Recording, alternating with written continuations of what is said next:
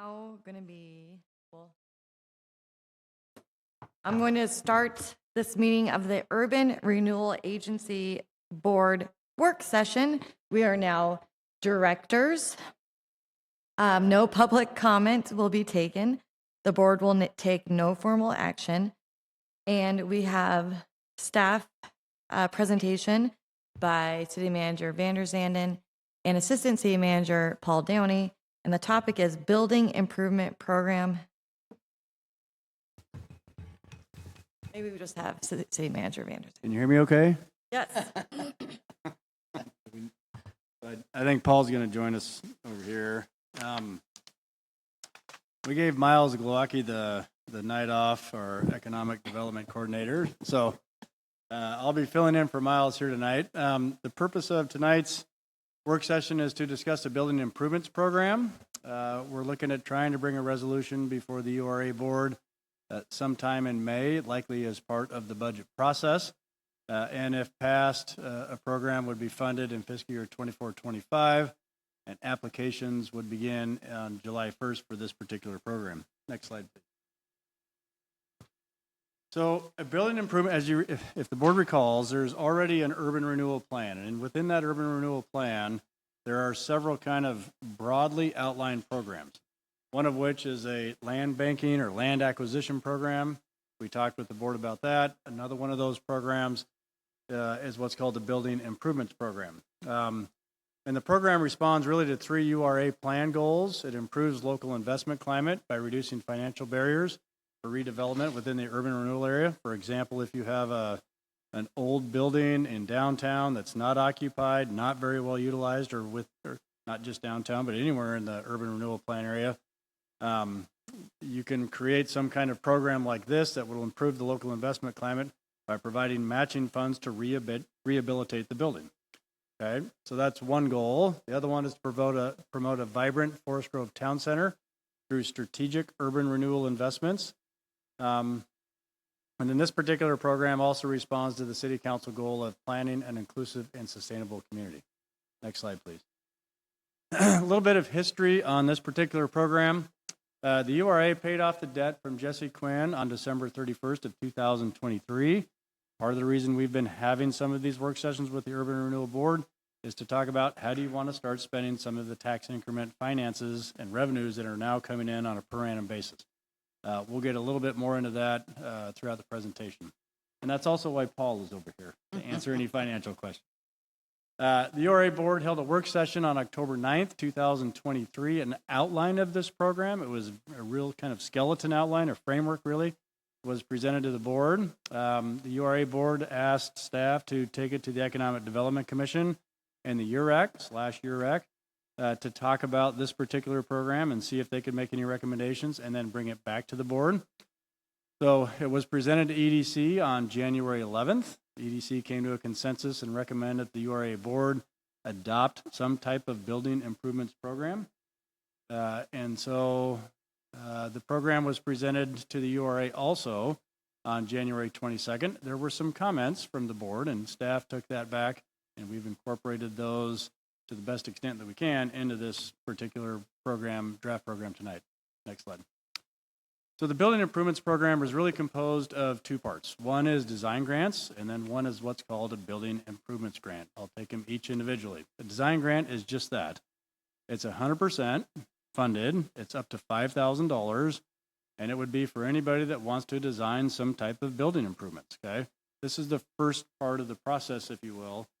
The idea is so that they can get some kind of professional expertise, advice to look at what type of rehabilitation they may want to do, what type of improvements they may want to do, get a good cost estimate, be able to figure out if they want to go get financing for their portion of the match, and then approach the board with the project.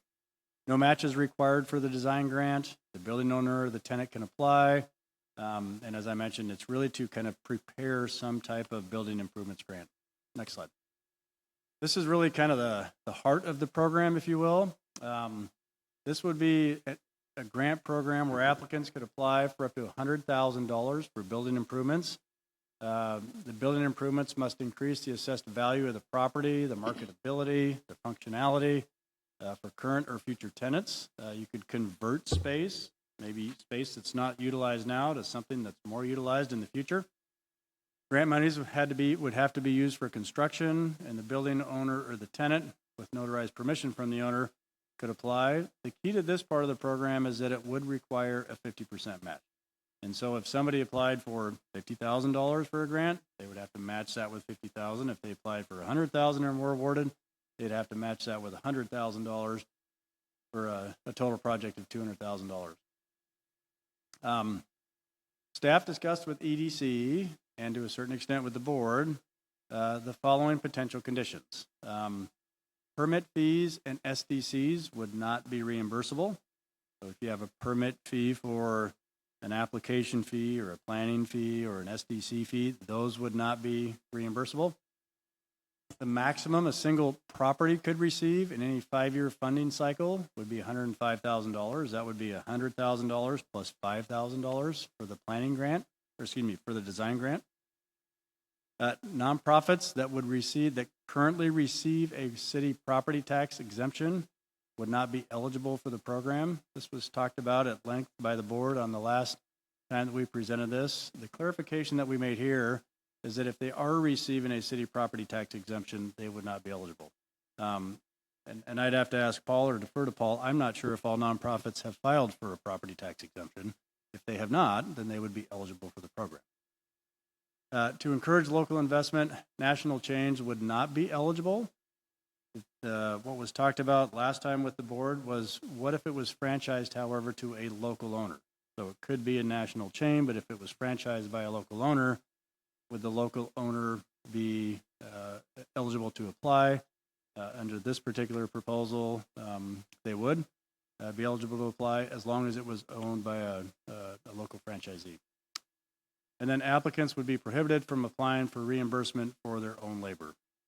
So that would be part of their project. The monies for the grant would be looked at going toward construction. So a little bit of discussion about rollout. Staff would, if the board likes the program, if a resolution gets passed, staff would propose to open up the applications on July 1st, the start of the fiscal year. And between now and then, we would prepare application materials, we would market the program, we would make sure that it was highly publicized. It does take some time to prepare applications. So the applications, in this case, we were proposing that they actually stay open for 6 months. A lot of cases, especially if you're doing a several $100,000 project, it does take a lot of time to get drawings, to go to the bank, to get finances, to really kind of prepare yourself to do this big endeavor. And so we would have a 6-month period that would allow the businesses to really get a good proposal together. In January and then February, we would submit all the projects to EDC for review. They would make recommendations to the board, and then in February and March, there would be a work session very similar to how the CEP process is scored right now. Something along those lines where the board would look at kind of scoring all of the proposals and then actually approving grants, hopefully on March 17th. Unlike the kind of rolling application that we currently have for tourism events, it would actually be an application window, similar to the CEP process, where there's a defined period where applicants would put their applications in, and this would allow the board and EDC to kind of look at all the applications within context, because there will likely be limited funding in which you can apply all of the applications that come in. It is likely that there will not be enough funding for all of the projects that may be applied. So we are recommending that it would be just a window, and that the grant funds would be distributed to the most impactful project. For the approval process, the design grant is really kind of an over-the-counter approval process. There's no match required. It's relatively simple. It's a low monetary amount. The building improvements grant, we kind of just went over that. That would really be a more thorough application process. It would be EDC, a work session, and then subsequently to the URA board for final approval. Excuse me. Some of the metrics, you can measure the success of these programs in a lot of different ways. some of the metrics that are included in the urban renewal plan are the increase in assessed value. If it is something that leads to assessed value and therefore tax increment revenues over time, for someday when the URA ends, all of that money will come back to the general fund. So the goal is to increase those tax increment revenues over that period faster than they would have otherwise had you not invested in it. So that's one of the measurements. Number of projects completed, square footage renovated. If you look at some of these building improvement programs in other urban renewal areas, that's one of the metrics. How many square feet has been improved over time? Is this a good investment of URA monies? Matching dollars, as we were proposing in this program, it would basically, if they match it at a 50-50, you're kind of doubling the amount of money that's being spent. So you're leveraging 50% of private equity, total grant dollars, and the number of grants distributed. And we would look at preparing these, some kind of report for the URA board every year after the project, or excuse me, after the program gets built. So these are some of the discussion items that we listed, and of course, all the items are up for discussion, but generally speaking, these are the questions. Is there a consensus on a two-part program? Actually, I'll turn it over to you, let's to the just chair. go through it. So I think we do really good when we just go bullet by bullet and then look for consensus. So bullet number 1, is there consensus on a two-part program consisting of the design grants as one program and building improvements? Thumbs up or thumbs down? Discussion, Councilor Ewing? Looks. Well, I do have some questions. Okay, wait, do you want to ask questions of Jess? Okay, let's do Yes, questions please. first and then. Hey, Jesse, so my questions kind of go this way. Have you given thought if, since EDC is going to be putting these forward, have we given thought to if an EDC member maybe has a conflict or perhaps a conflicting competitive business, will they then be required to recuse themselves from the Yes, they process? would. If there's a financial conflict there, they would have to recuse themselves from the recommendation process. Okay, thank you. So are we doing then a point system? I'm talking for the larger Scoring. 100,000. Are we doing a point system and how those people are picked for consistency? How are we grading that? I saw the matrix, but will each of those have a defined? Can you maybe go back a slide? That's a great question. I think we would have to put together some type of weighted matrix that would be more empirical in terms of how to rate the proposals. And it would largely be along the lines of these metrics that were listed up there. And it's kind of similar to the tourism events program. We have a scoring rubric that we use to try and make it more objective as opposed to subjective. And we would look at doing the same thing here. We don't have that put together yet, Okay. but that would be something that we would look at be putting together and bringing forward. I would like to follow up really quick if I can.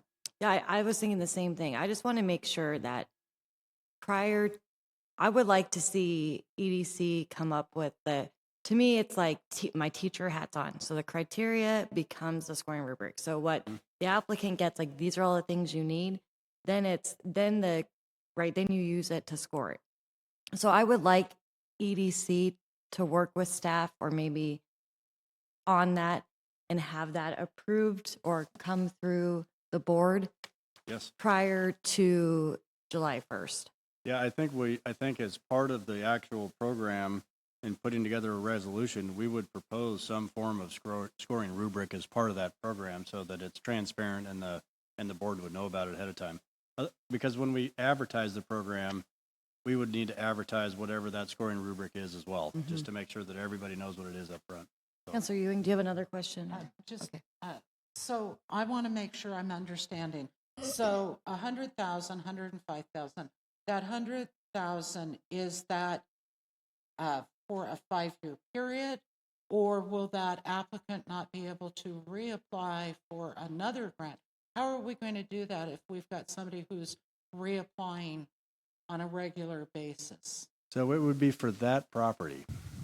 Yeah, so the $100,000 would be for that particular property or that particular building. That would be the scope of that particular one. I think the limit when I do wish Miles was here, I think we said that you could not apply for that particular property within either 5 or 10 years.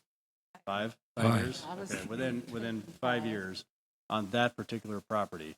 And that's, that's differentiated from, in some particular cases, you may have partial ownership or full ownership in several different properties. And so the program is really trying to be focused on that particular property, that improvement for that property, whatever that property may be. So if it's vacant, if it needs rehabilitation, if it's old, if it's structurally deficient, if they want to convert it from, the upstairs space from something that's not being used right now to maybe apartments or a commercial enterprise of some sort. That's really what this program is kind of geared for. So. Okay, thanks. Council President Rippey. So I like the, Director or something, sorry. I like the metrics and I like the involvement of EDC. My question is around the one bullet there on increased assessed value. And it's how is that determined? Is there a set formula? Because what you don't want to get into is an argument with anybody about how you determined what the value is supposed to be. So but it's kind of like CPI. We use CPI or some index like that to determine increases in fees and things. We need to have a formula, agreed upon formula, to determine what that assessed value is. How do you do that anyway? How do you project the future assessed value? Finance. Even if you do a remodeling project, I mean, you could do a $250,000 remodeling project. That doesn't mean your assessed value is going to increase by $250,000 because the assessor comes in after the project's over and will value and do the valuation on the addition or the change that you've just done. So we're not totally sure what the assessed value increase might be depending on the value of the project, but I think the scope of the project is we want to do this so we are increasing the assessed value of the overall URA. If this change isn't going to result in any increase in the assessed value, part of the goal, like I said, is to increase the overall taxation, overall assessed value in the URA. So we want to see an increase in assessed value as part of these projects. But that's an after the fact, waiting to see if the assessed value goes up. Is there any way to determine at the time of application whether in fact it's actually going to achieve an increase in assessed value? If they're doing a remodeling project that's going to make improvements to the building and if they're above $25,000, the assessor will come back in and revalue and value the improvement or the change. So there should be a change in assessed value. If they improve the building after a certain amount of investment, I think you mentioned 25,000. Yeah. It gets reassessed, and inevitably the assessed value is going to go up after those improvements. It won't go down. And so, how much it will go up? You're correct. You won't know that until after. The other thing I think that also will factor into that, in some cases, it may be a 50-50 match, and the private equity may only be 100,000, but there may be some projects where the maximum grant is 100,000, but somebody may be investing 900,000 or 500,000. So it doesn't cap the private equity that goes into the project. It caps the public URA equity that goes into it. But you could be leveraging, 6, 7, 8 times whatever the URA's investment is. Just depends on the project. Somebody may be remodeling something that cost $1 million. Someone may be remodeling something that's $250,000. It's still $100,000 to the Urban Renewal Agency, though. So that's another metric by which you can measure the project. Any other questions for Jesse? I do. I'm One more sorry. question and then we'll move it to I the do. No worries. bullet point. So, just kind of going to throw it out there. If we have an applicant who receives the money, are they going to receive it in incremental, meaning that they're proving that they're actually doing the job? How are we going to measure that? No, that's a great question. Thank you, Board Member Ewing. Yes, it would be done in increments, and you would have to prove up essentially that you are doing whatever your concept is that you submitted. So normally you go out and you can do inspections on a quarterly basis, and then you can award whatever it was that's reimbursable for expenses that have already been expended. And then you just do that whether it's on a semi-annual, quarterly basis, it kind of just depends. But it would be after they've proven up the investment, if you will. So it's on a reimbursable basis, not a previous Not basis. just a Yes. check for. Right. Good that question. tool. Yeah, thank you. Perfect. Thanks. Double checking. Okay, let's move on. Yes, thank you. So is there consensus on a two-part program consisting of design grants and building improvements? Seeing all thumbs up, so consensus for bullet point 1, check. Is there a consensus to fund design grants up to 5,000? Let's start with that one. Are you guys good with the design grants 5,000? I'm seeing 5, 6, okay. And then is there consensus for the building improvement for 100,000 with a 50% match? I'm good with that. Okay. And is there a consensus on a defined application period with the following time frame? Can I make a comment about the previous bullet? Yeah. I would like to, after a year of going over this, talk about that $100,000 with the 50% match. One of the things when I was talking to business or building owners was everybody is cash poor. And so to come up with that 50% is a challenge, but there's a number of business owners that just need a little help, but more than that they have. So if perhaps if we don't have people coming to us with that 50% to take advantage of that 100,000, maybe coming back to the table and having a conversation about a lesser amount that doesn't require a matched grant. So, and kind of along those same lines, it's up to 100,000. So it doesn't have to be an application for $100,000. It could be a $20,000 project in which they're applying for $10,000 at a 50% match. Conversely, if the program is maybe oversubscribed, the board may want to look at and say, we can't afford to give anybody 100,000, but we've got 5 very similar applications and we have enough money to award each of you $50,000 or something. So it just kind of depends on how much the board wants to fund the overall program and then how many subscriptions or applications that you have for the money available. Okay, Yeah, thanks. it doesn't have to be $100,000. You don't have to apply for that much. You can do, it's up to, that's the maximum amount. Okay, the open application period from July 1st, 2024, and then the application period would close December 31st, 2024. EDC and URA board consider applications by March 17th, 2025. How do we feel about those dates? Yeah? Okay. I'm a little, but I'll be fine. Okay, and then is there a consensus on the program requirements? Can we go back to the slide 8, please? Oh, One more. one more, I was gonna say. Oh. Okay. Oh, No, go back, right there, there stop. you go. Perfect. Just right. Yeah, I think these are all. Did EDC think we were forgetting anything or, well, it says they discussed it, you guys discussed it with EDC. So I guess I have one more clarification question. That's around the fourth bullet. 1, 2, 3, 4, on the to encourage. national chain okay. thing. So I remember having the discussion earlier. I think I brought this question up. My intent by what I was saying was that the building was owned by the local owner and was conducting a business as a franchisee, not that the building was owned by the national chain. Mm. And so I don't want to be, on the other hand, in either case, the assessed value is going up, but it's to the benefit of either a local owner or the national chain. Do we want to draw that distinction? Question.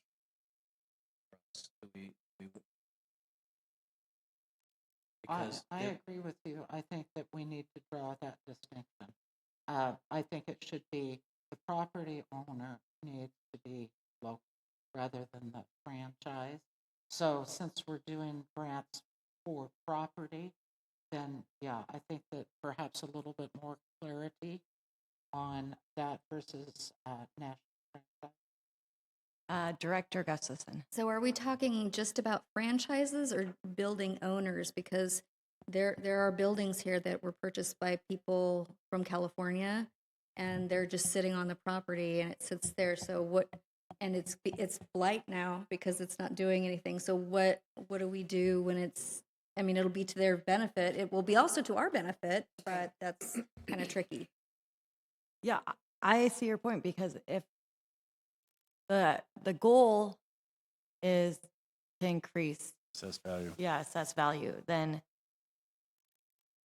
to me, it shouldn't matter if someone lives here or not. If the building's in Forest Grove and doing any type of improvement's going to help us, whether they live in California or whether it's a national chain. or whether it's a national chain. Like, the thing is, we don't want to hurt us. We want to increase the assessed value.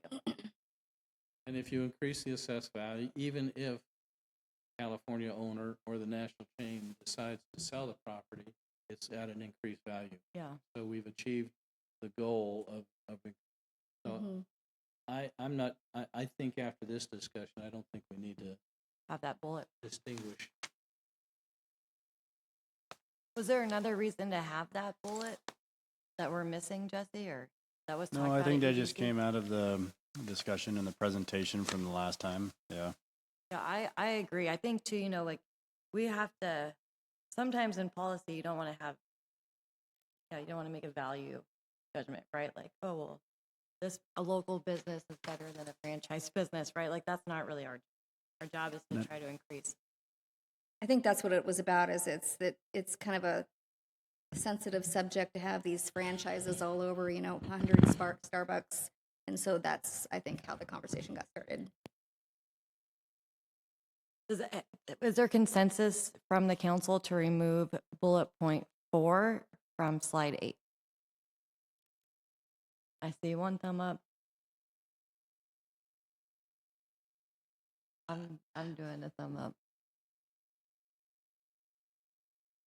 I'm still struggling a bit. I understand and I believe what you're saying in the concept.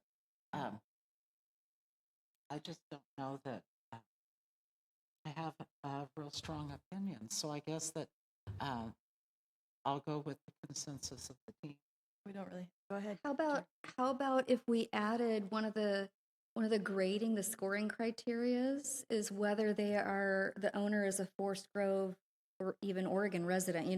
If we add that, it's just you get a few more points type of thing. And I mean, I know I've done that on RFPs for contracts tons of time. Are you minority owned? You get extra points, that sort of thing. So we could throw that into the scoring to kind of help that. Typically, those types of scores are, like if a local preference is afforded or something, that's typically what you would characterize as a all or nothing score. So if you meet the criteria and you are eligible for local preference, you get 5 points. If you don't, you get 0 points. But in no cases do you get 1, 2, 3, or 4 points, if that makes sense. So just if you set up the scoring rubric like that, you certainly can. You just have to make sure that you set it up so that it's that type of format, or you could run afoul of public contract. So I'm going to go back. I think we need to keep it, and this is because I think about equity. But one of the things that we're trying to do is bring more equitable wealth distribution to our city as well as just increased assessed value, so that when we have local owners involved in this, that helps generate equity for them, as opposed to, worst case scenario thing here, we could have something that's owned by the Chinese government. I'm not interested in, quite frankly, in helping them improve the facility. And that's a very political, personal statement. I guess that I would be more comfortable if perhaps in our scoring, as Donna, that we do give a preferential pointed to our local business. I think that that kind of deals with the equity for our business owners that have put in blood, sweat, and tears, as well as, making clear statement that local art give you a better life. I think for ease of administrative work, that we just leave, I mean, we just leave it, I'm fine leaving it in, unless it's, because what I don't want to have happen is we try to finagle a score and then we have someone come to the city and complain that it wasn't done. If the direction from the council is we want to encourage local ownership, and that's fine, let's just make the policy, and that way we don't have to worry about these other things, and so we won't get caught. Like, I just want to protect the city interest, and I think we just leave it. I mean, honestly, I think that no one's going to come to the city of Forest Grove and ask for this improvement if they don't own the building or own the franchise.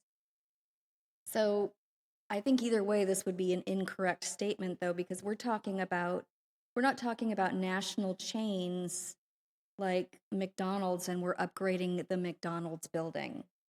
We're talking about somebody out of state who owns a building and a Forest Grove resident wanting to lease that building, but they need to put in a kitchen.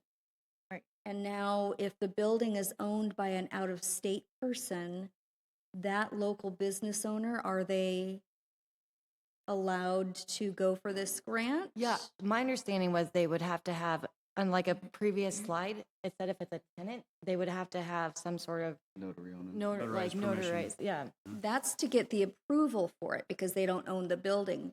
I want to make sure that this, because they're talking about national chains and franchises, where this is really about building owners, because it's your building that you're modifying. So I think that this would, the national chains, I don't know if that's accurate. This doesn't talk about out-of-state building owners. Right, but it talks about just a local owner. What's or local? Local But- person. What's local? I think it's, sorry to interject. I think it's trying to distinguish between a national chain and a national chain and a franchisee may be different than a local owner. You could have a local owner that's not a national franchisee that may own a particular building in Forest Grove. And if the chair mentioned earlier that if you go to the previous slide, you don't have to be the owner of the building to participate in the program. You could be the tenant or you could be a lessee, but you would have to get permission from the owner to be able to make those improvements because you're the one running the business. You're the one leasing the space. Something like that.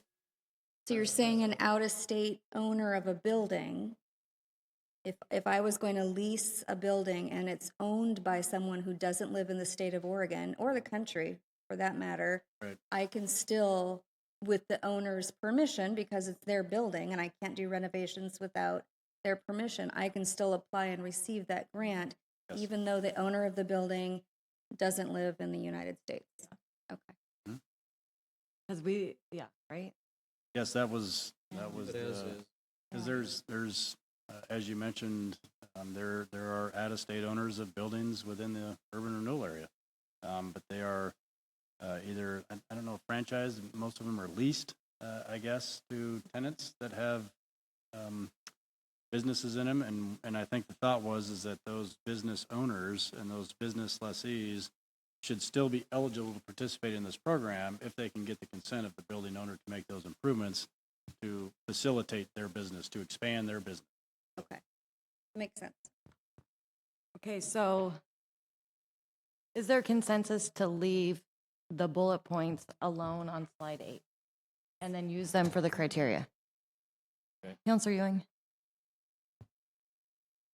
I think I still am I'm not comfortable with it, but I will so we can move forward, but I would like to have, after a year, perhaps us to revisit and make sure that this is really what we have intended, and we're not having property owners that are coming in improving under our dollar or under the community's dollar, and then not really, that's not really coming back to us. So I still have concerns, but I will support it. That just made me think of something. Okay. I get hired on with a $15,000 bonus. I quit the next day. So if a building owner receives this grant, it increases the value when they sell it. What does that do? So it's a There's a reimbursable, negative there somewhere. it's a reimbursable grant, so and they have to make the improvements first, and then they get reimbursed, and then they have to make more improvements, and then you get another reimbursement. So if I understood the scenario correctly, they wouldn't get the grant, not be able to make the improvements, and then sell the building. That makes sense. In other words, Right, but they've just put that cash in their pocket because they've increased the value, but they've sold it right after the value's been increased. But the assessed there a value, negative the assessed value on that building stays goes to the new owner. So that increase in assessed value is still going to be there. So there's no negative, I can't think of one, but No, I wasn't sure. there's not a negative there. Okay, well, I would also think that the tenant in this case would want to structure a lease such that they would have an amortization period for their investment if they make some kind of investment, and they would negotiate that with the property owner. okay. Okay, are we good? Okay. Wait, are you good from us? Do you need any, did I go through all the bullet points? Nope. Thank you, Very Chair. cool. So I'm Thank gonna you, members of the adjourn. board. This work session of the URA. Thank you, everybody, and we got off right on time.